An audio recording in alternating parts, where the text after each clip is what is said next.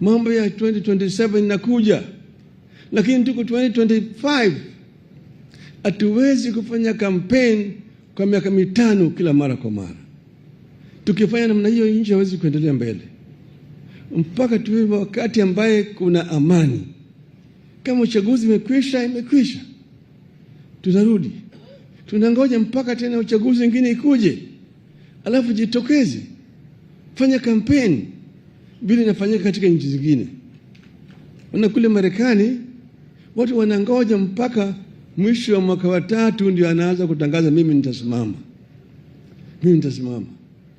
Hii mambo ya kusema ati mimi tunataka kutoa hii, ikifika wakati ile nisimama na wewe wenyewe utafute watu upige wewe kura. Kusema wewe utatoka, wananchi ndio utatoa mtu nje, sio wewe.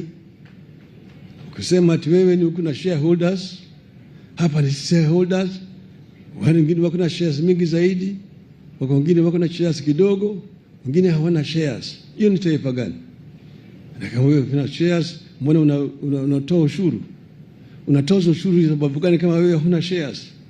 Hiyo tutasema hii ni mambo ya ujinga ambayo haina maana hata kidogo. Kwa hivyo sisi tunasema tunataka Kenya moja. Kuna tofauti ya kisiasa, ya kisera, hiyo ni sawa.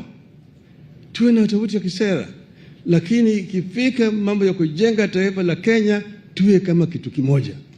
Kenya is one. Asanteni sana, Mungu awabariki.